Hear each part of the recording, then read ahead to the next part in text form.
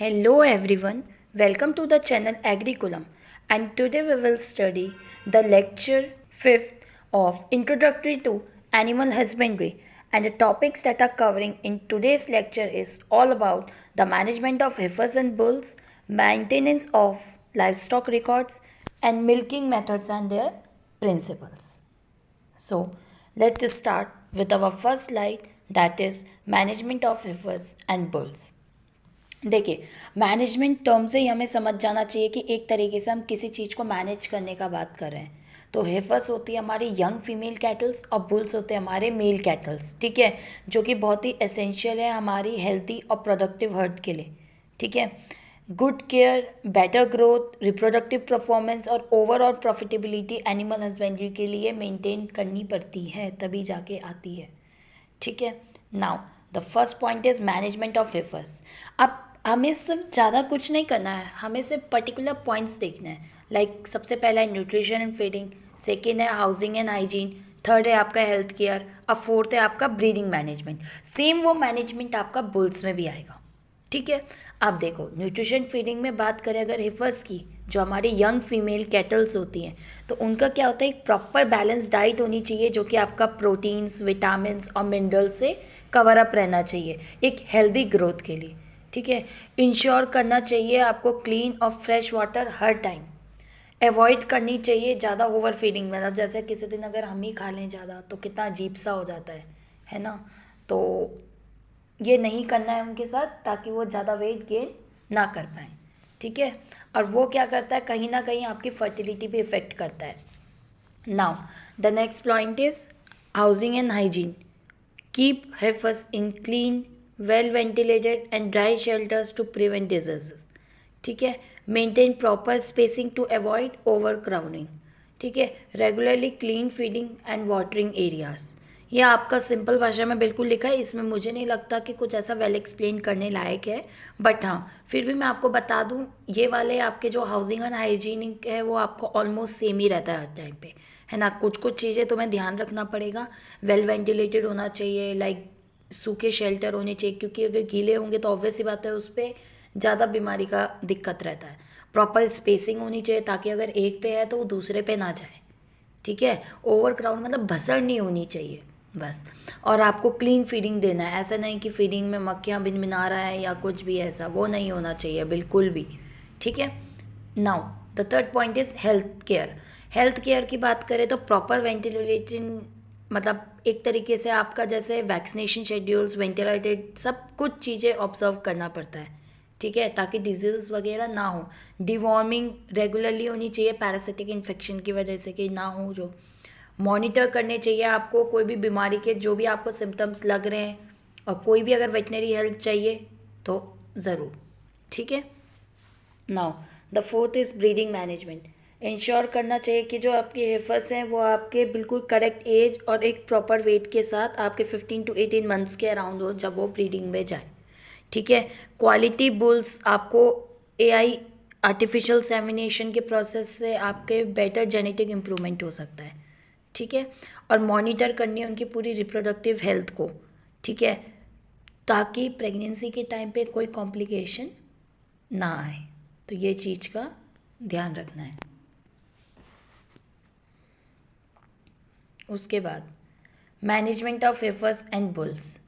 अगर management of bulls के points में हम देखें तो हाउसिंग एंड एक्सरसाइज में सेम है, वेल वेंटिलेटेड, स्पेशियस और आपका सिक्योर फेंसिंग, ठीक है। सेम पॉइंट्स है, मतलब यही रिपीट करे हुए हैं। न्यूट्रिशन फीडिंग में भी आपके सेम पॉइंट्स हैं, जैसे एक diet energy rich in energy and proteins type का आपको एक चार्ट बना देना है ताकि कोई दिक्कत ना हो। हाँ, जो ये काम रेगुलर कर रहे हैं उनके लिए कोई दिक्कत की बात नहीं है, बट हाँ जो नहीं करते उनको एक प्रॉपर, जो फर्स्ट टाइम होते हैं इन सब चीज़ों में, तो उनको एक पूरा अच्छे तरीके से डाइट चार्ट बना के रखना पड़ता है, ठीक है। और अवॉइड करनी है एक्सेसिव फैटनिंग, ठीक है, क्योंकि वो लो करता है आपके क्या, फर्टिलिटी रेट्स को, ठीक है। तो ये सब चीज़ें आपको थोड़ा ध्यान रखनी है। हाउसिंग एंड एक्सरसाइजेज में मैंने आपको बोल दिया है, बस इसमें आपको एक्सरसाइज का देखना है क्योंकि ये मेल है, तो इसमें आपका मसल स्ट्रेंथ और प्रिवेंट एग्रेशन, मतलब गुस्सेबाजी वगैरह, ये सब चीज़ें थोड़ा अवॉइड करनी है, ठीक है। ये सब चीज़ों का थोड़ा ध्यान रखना है। उसके बाद आपका हेल्थ एंड डिजीज़ कंट्रोल देखा जाए तो आपको रेगुलर हेल्थ चेकअप्स और वैक्सीनेशंस करने हैं, प्रॉपर हूफ केयर करने हैं ताकि लैमनेस ना हो, और आपको जो बीमार वाली बुल्स हैं उनको डिजीज़ फैलाने से रोकना है, मतलब उनको एक तरीके से अच्छे से आइसोलेट करके रखना है। और ब्रीडिंग मैनेजमेंट का भी सेम वही होता है कि आप इंश्योर करो कि जो आपके बुल्स हैं वो मैच्योर हो, 2 years ओल्ड, ठीक है, जब हम उन्हें ब्रीडिंग में ले जा रहे हो। और अवॉइड करना है ओवर यूज़ किसका, ब्रीडिंग में, ताकि एक्सर्शन बच सके, ठीक है। कंडक्ट करनी है आपको रेगुलर फर्टिलिटी टेस्ट जो कि एक्सेस हो पाए ब्रीडिंग एफिशिएंसी। समझ रहे हो बात? अगर कोई भी दिक्कत, कोई भी डाउट हो तो आप कमेंट सेक्शन में ज़रूर बेझिझक हो कि आप नोट डाउन वहाँ पर आप ड्रॉप कर दीजिएगा मैसेज, टाइम रहते ही मैं आपको बिल्कुल रिप्लाई कर दूँगी, ठीक है। उसके बाद next slide is maintenance of, उसके बाद next slide is maintenance of livestock records, ठीक है। लाइव स्टॉक रिकॉर्ड से आप क्या समझते हैं? लाइव स्टॉक रिकॉर्ड्स आपका मेनली क्या है, आपका एक आइडेंटिफिकेशन करने का तरीके होते हैं देखा जाए तो किसी भी चीज़ को। अब जो आपके लाइव स्टॉक रिकॉर्ड्स है वो बहुत ही इंपॉर्टेंट होते हैं आपके फार्म एफिशिएंटली के लिए। जैसे मान के चलो आप अगर अच्छे तरीके से रिकॉर्ड बनाओगे तो वो आपका हेल्थ, ग्रोथ, एनिमल प्रोडक्शन और आपका better profits and farm management में आपको करेगा असर। लेकिन इसमें आपका क्या है कि मतलब पूछा जाता है कि ये रिकॉर्ड्स रखना क्यों इतना ज़्यादा ज़रूरी है, ठीक है। सबसे पहले एनिमल की हेल्थ और उसके वैक्सीनेशन शेड्यूल्स वो ध्यान रखना, ट्रैक करना हो ब्रीडिंग और रिप्रोडक्टिव डिटेल्स, चेक करना milk and meat production levels, ठीक है। फोर्थ है आपका मैनेज करना feeding schedules and cost. Fifth है आपका सिक और अंडर परफॉर्मिंग एनिमल्स का लिस्ट अलग से रखना। तो ये सारी चीज़ें हैं जो आपका उसमें रहता है, ठीक है। उसके बाद types of livestock records. अगर types of livestock records की बात करें तो अपन के पास जो टोटल होते हैं 6 तरीके के होते हैं records. Identification records, health records, breeding records, production records, feeding records और फाइनेंशियल रिकॉर्ड्स। आइडेंटिफिकेशन रिकॉर्ड्स में क्या होता है? आइडेंटिफिकेशन रिकॉर्ड्स में अपन के पास जो होता है वो यूनिक आइडेंटिफिकेशन नंबर होता है, टैग होता है या कोई भी मार्क होता है एक पर्टिकुलर एनिमल का, और ये ईजिली ट्रैक कर सकते हैं कि कहीं पे अगर मिक्सअप हो गए हो तो हम वहाँ से उसे लेके आ पाएँ, ठीक है। हेल्थ रिकॉर्ड में आपका वैक्सीनेशन, डिवॉर्मिंग और ट्रीटमेंट्स वगैरह का, और कोई भी अगर उसे प्रीवियसली डिजीज़ चल रही है वेटनरी विजिट्स के लिए उसका शेड्यूलिंग होता है। ब्रीडिंग मेथड्स की बात करें तो ब्रीडिंग मेथड्स में आपका ब्रीडिंग डेट्स, मीटिंग पार्टनर्स और एक्सपेक्टेड काविंग और बर्थिंग डेट्स ये होता है। इम्प्रूव होता है animal genetics and reproduction rates, ठीक है। प्रोडक्शन रिकॉर्ड्स की बात करें तो आपको रिकॉर्ड्स रखना है मिल्क यील्ड का, एग प्रोडक्शन का और वेट गेन का, ठीक है। हेल्प करता है ये सिलेक्ट करने में बेस्ट एनिमल्स को ब्रीडिंग के लिए और सेल के लिए, ठीक है। उसके बाद फीडिंग रिकॉर्ड्स, ट्रैक करना है आपको type and amount of food जो दिया जाता है हर एक एनिमल को, हेल्प किया जाता है मैनेजिंग फीड कॉस्ट और इंश्योर किया जाता है प्रॉपर न्यूट्रिशन, ठीक है। फाइनेंशियल रिकॉर्ड्स की बात करें तो फाइनेंशियल रिकॉर्ड्स में आपके जो expenses, feeds, medicine and equipments है इन सब चीज़ों का जाता है, और जो रिकॉर्डेड इनकम होता है लाइक कितना हमने मिल्क बेचा है इस गाय से, जिससे हम ये कैटेगराइज कर पाए कि हाँ भाई ये मिल्क अच्छा देती है। उसके बाद मीट और एनिमल्स, ठीक है। Now the maintenance of livestock records. अब हम इनको कैसे, रिकॉर्ड्स को कैसे मेंटेन कर सकते हैं? सो सिंपल तरीका है, आपका नोटबुक, रजिस्टर, कंप्यूटर, हम किसी पे भी इसको रिकॉर्ड करके रख सकते हैं। अपडेट रिकॉर्ड करना होता है डेली, ठीक है, वीकली, जो कि एक प्रॉपर डेटा उस पर चढ़ा पाएँ हम। और स्टोर रिकॉर्ड्स हैं वो फ्यूचर रेफरेंसेस के लिए भी काफ़ी अच्छे रहते हैं। Now next slide is milking methods and principles. अब मिल्किंग मेथड्स एंड प्रिंसिपल्स की अगर हम बात करें तो अपन के पास 5 मेथड रहते हैं, ठीक है। ये एक ऐसा प्रोसेस होता है जिसमें हम डेयरी एनिमल्स का मिल्क निकालते हैं और प्रॉपर मिल्किंग आपका good milk quality, animal health और मिल्क प्रोडक्शन इम्प्रूव करने में मदद करते हैं। उसके बाद आता है आपका सबसे पहला method, that is hand milking. Hand milking होती है जो वो छोटे वाले फार्म्स में हर जगह होता है, हाथों से काम, ठीक है।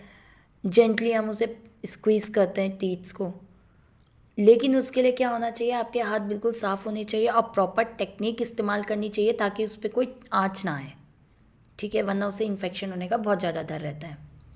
Next is machine milking. ये ज़्यादातर बड़ी डेयरी फार्म्स में होता है जहाँ पर बहुत सारी गायें रहती हैं। तो जो ये अप्लाइज करते हैं आपके जेंटल संक्शन, ठीक है, ताकि मिल्क एक्सट्रैक्ट हो पाए। उसके बाद फास्टर एंड मोर हाइजीनिक होते हैं, किससे, हैंड मिल्किंग से, ठीक है। जैसे मान के चलो मशीन को तो हम प्रॉपर धो के रख देंगे, हाथ में क्या है, कहीं ना कहीं से कुछ ऐसा कीटाणु लग सकता है जिसके कारण इन्फेक्शन हो सकता है, तो उस चीज़ का हमें ध्यान रखना पड़ता है। मशीन उसके कंपैरिजन में ज़्यादा सेफ है, लेकिन वो एक्सपेंसिव पड़ता है छोटे फार्म्स के लिए। अब आता है नेक्स्ट, स्ट्रिप मिल्किंग। ये किया जाता है जब आपका रेगुलर मिल्किंग हो, ताकि जो बाकी का बचा हुआ मिल्क है वो नॉर्मल हो पाए, ठीक है। और ये हेल्प करता है आपको किससे, मैस्टाइटिस, यानी कि जो आपका जैसे उडर इन्फेक्शन होता है, उडर वाला जो पार्ट होता है वहाँ पर जल्दी इन्फेक्शन कवर होता है।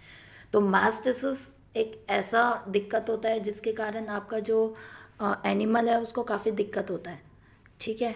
और उसको इन्फेक्शन के कारण उसका जो मिल्किंग वाला वो मतलब एक तरीके से उसका कैटेगराइजेशन काफ़ी गिर जाता है, ठीक है। Now the next is full hand method. तो फुल हैंड मेथड में क्या होता है कि आपको पूरा हाथ करना पड़ता है प्रेस और स्क्वीज करने के लिए टीथ को, बट वो क्या करता है, ये वाला जो होता है ये इंजरी जो उधर वाले एरिया में होती है ना, उस पर चोट लगने से रोकता है, मतलब कम चांसेस होते हैं, ठीक है। नकलिंग मेथड, आपको फिंगर्स के थ्रू स्क्वीज करने होते थे, और ये क्या होता है, ये ज़्यादातर रिकमेंड नहीं किया जाता है क्योंकि ये क्या करता है, उधर को हार्म करता है, ठीक है। Now the next slide is milking methods and principles. तो हम प्रिंसिपल्स के बारे में इसमें बात करेंगे। कॉमनली 5 प्रिंसिपल्स आपको ध्यान रखने, cleanliness and hygiene, proper milking technique, comfort of the animal, use of healthy animals, milk storage and handling. Cleanliness and hygiene में देखा जाए तो वही सेम चीज़ें हैं, आपको हाथ वॉश करके उधर पे लगाने जब मिल्किंग के लिए आप जाएँ, साफ़ बाल्टियाँ आप इस्तेमाल कीजिए, इक्विपमेंट सारे साफ़ होने चाहिए और मिल्किंग एरिया क्लीन होना चाहिए ताकि कोई भी कंटामिनेशन ना हो। प्रॉपर मिल्किंग टेक्निक की बात करें तो जेंटली आपको इंजरी अवॉइड करनी है उधर से। अब मिल्किंग होती है रेगुलर टाइम्स में ताकि प्रोडक्शन मेंटेन हो पाए, ठीक है। और इंश्योर किया जाता है कंप्लीट मिल्किंग ताकि इन्फेक्शन से बचे रह पाए। Now the third is comfort of the animal. आपको एक काम एंड क्वाइट इन्वायरमेंट करना है, ठीक है। फीड और मसाज करना है आपको उधर का मिल्किंग से पहले ताकि मिल्क में कोई दिक्कत ना हो, ठीक है।